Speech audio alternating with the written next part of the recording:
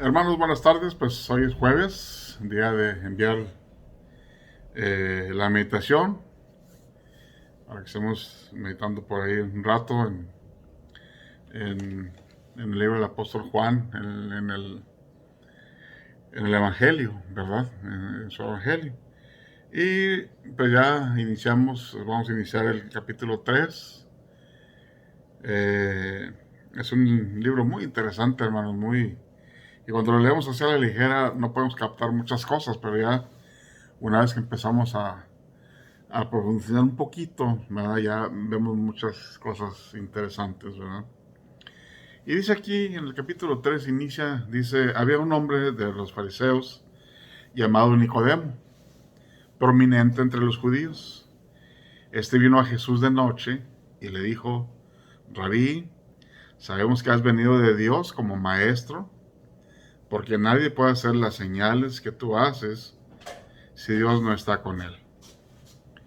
Jesús le contestó, en verdad te digo que el que no nace de nuevo no puede ver el reino de Dios.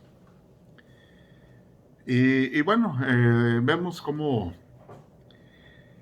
pues se acerca de noche. Recordemos que el día terminaba a las 6 de la tarde. De 6 a 6 es como contabilizan los judíos el día. Y ya ir en la noche ya era ir escondidas, ya era ir pues para que nadie lo viera, ¿verdad? Y este hombre prominente de los fariseos, o sea que era un hombre religioso, era un hombre estudioso, era de la secta de los fariseos, ¿verdad? Vino de noche.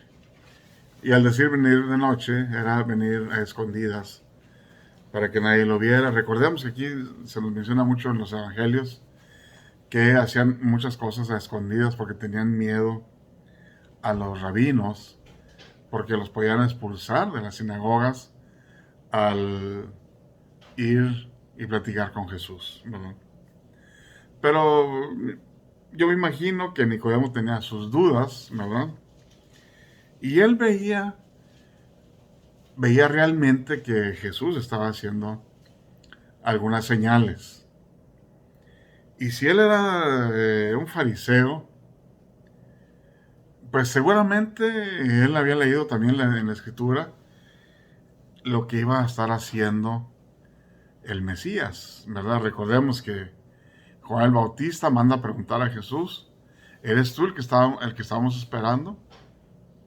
Y Jesús solamente le dice, díganle a Juan que los ciegos ven, los sordos oyen, los cojos se levantan, en fin, una serie de señales, una serie de milagros, ¿verdad? Era la señal, una de las señales que iba a estar haciendo el Mesías. Y Nicodemo, pues, si bien tenía miedo, él estaba interesado, porque estaba viendo las señales que estaba haciendo Jesús. Entonces por eso dice, bueno, sabemos que has venido de Dios como maestro. O sea, mínimo sabemos que vienes de parte de Dios, ¿verdad? Porque nadie hace estas señales. Las señales que tú haces, nadie puede hacer estas señales si Dios no está con él, ¿verdad? Y Jesús le dice que en verdad te digo que el que no nace de nuevo no puede ver el reino de Dios. Como que Jesús no contestaba directamente, ¿verdad? Algunos teólogos llaman así como que contestaba como con ciertos acertijos, ¿verdad? Juan el Bautista también le preguntan a él, ¿eres tú? Si no eres el profeta, si no eres Elías, si no eres el Mesías, entonces ¿quién eres? ¿Y qué contesta Juan el Bautista? Dice, yo soy la voz del que clama en el desierto. O sea, contesta también así con, con ciertas, como dijéramos, acertijos, ¿verdad? Y cuando a Jesús le preguntan también, cuando está con los cambistas, ahí con el látigo, tumbando mesas, todo eso, Dicen, ¿qué señal nos das? Él no dice, bueno, pues lo que están viendo es una señal. No dice tampoco, bueno, pues les voy a dar más señales, o estas señales les voy a dar, sino, ¿qué dice? Tumben este templo y yo lo voy a levantar en 3 días. Como que les manda un acertijo, con lo que me les manda algo para que piensen. Y así Jesús con Nicodemo dice, en verdad te digo que el que no nace de nuevo no puede ver el reino de Dios. Era algo nuevo el estar hablando de un nuevo nacimiento, ¿verdad? Era algo novedoso, porque el judío su predicación era, ok, si quieres pertenecer a nosotros, tienes que circuncidarte, tienes que ir a la sinagoga y tienes que ir a Jerusalén una vez al año. En fin, hacer ciertos rituales, cumplir la ley de Moisés, era su evangelización. No conocían otra cosa, ¿verdad? No habían ellos lo que era con respecto al Mesías, Isaías 53, o sea, todo lo que habla del sufrimiento del Mesías, ellos lo habían nulificado. Entonces no era una predicación de arrepentimiento, no era una predicación de un nuevo nacimiento, no era una predicación de creer en el Mesías que va a venir, o de creer en Dios para que te arrepientas, ¿verdad? Por eso Juan el Bautista, su predicación era, arrepiéntanse porque el reino de Dios se ha acercado. Y aquí, pues no era lo común hablar de un nuevo nacimiento, ¿verdad? Y Nicodemo le dijo, ¿cómo puede un hombre nacer siendo ya viejo? ¿Acaso puede entrar por segunda vez en el vientre de mi madre y nacer de nuevo? Y Jesús le responde, en verdad te digo que el que no nace de agua y espíritu no puede entrar en el reino de Dios. Lo que es nacido de la carne, carne es, y lo que es nacido del espíritu, espíritu es. No te asombres de que te haya dicho, tienen que nacer de nuevo, porque el viento sopla por donde quiere y oye su sonido, pero no sabes de dónde viene ni a dónde va. Así es todo aquel que es nacido del espíritu. No contesta directamente, ¿verdad? Sino que hace toda una respuesta, ¿verdad? Para que poner a pensar, ¿verdad? Y dice, bueno, el que no nace del espíritu, de agua y del espíritu no puede entrar en el reino de Dios. Se va acercando el Señor a, al mensaje, ¿verdad? Lo que es nacido de la carne, carne es, y lo que es nacido del espíritu, espíritu es. Si no te asombres porque te digo tienes que nacer de nuevo. Y habla del espíritu. Era algo desconocido también para ellos hablar del espíritu. No era desconocido en sí porque sabían que el espíritu de Dios se posó sobre Sansón, en fin, ¿verdad? Pero no era algo común el hablar que el Espíritu Santo va y viene como él desea, ¿verdad? Y Nicodemo preguntó de nuevo, ¿cómo puede ser esto? Jesús le respondió, por eso decimos que Nicodemo era un fariseo, era un estudioso de la Escritura, era maestro. Dice, tú eres maestro de Israel y no entiendes estas cosas, ¿verdad? En verdad te digo que hablamos lo que sabemos y damos testimonio de lo que hemos visto, pero ustedes no reciben nuestro testimonio. Era un testimonio, como les digo, que ellos habían nulificado a través de los siglos y habían hecho todas sus conjeturas, ¿verdad? Todas sus conjeturas con respecto a la teología y a la doctrina en el Antiguo Testamento. Daban por sentado que iba a venir un Mesías, pero no daban por sentado que el creer en el Mesías, el creer en Dios era arrepentirse de sus pecados. Ellos tenían rituales cada año para perdón de pecados y era suficiente para ellos. No era algo personal, sino era un ritual en general que hacían, ¿verdad? Pero aquí Jesús lo está empezando a confrontar. Dice, en verdad te digo que sabemos, hablamos lo que sabemos y damos testimonio de lo que hemos visto. Pero ustedes no reciben su testimonio, porque lo han quitado de todo el Antiguo Testamento. Ustedes ya no lo enseñan, ¿verdad? Si les he hablado las cosas terrenales, no las entiendes, no las crees. ¿Cómo creerán si les hablo de las cosas celestiales?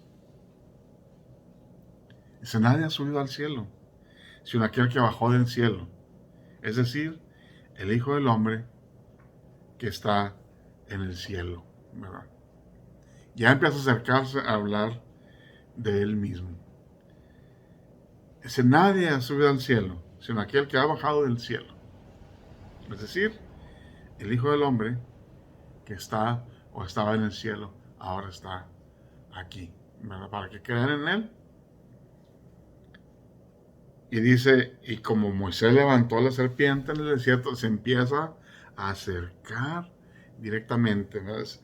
Y como Moisés levantó la serpiente en el desierto, así es necesario que sea levantado el Hijo del Hombre, para que todo aquel que cree tenga vida eterna en él. Pone el ejemplo, ese sí lo conocían.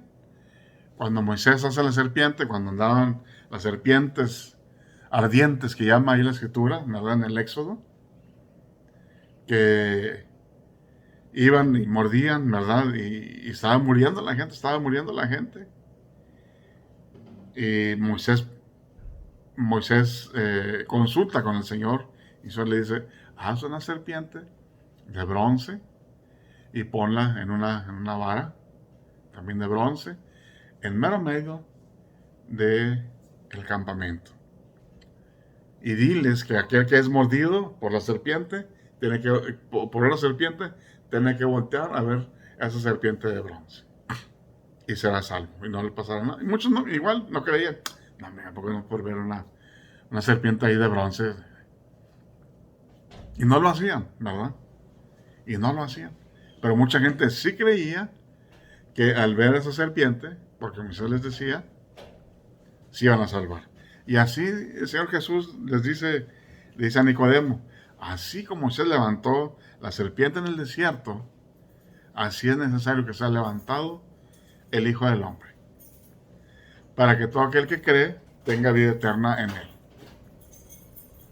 Y bueno, al ser levantado el Hijo del Hombre en la cruz, el que creía en él, ¿verdad? El que volteaba y lo veía para creer en él, tiene la vida eterna, ¿verdad? Tiene la vida eterna. Empieza, ya no es hacer un ritual de circuncisión, un ritual de llevar un palomino, o un toro, o una oveja, allá con el sacerdote. Ya no es un ritual de que tiene que ir a la sinagoga. Ya cumplí con mi ritual, ya soy salvo.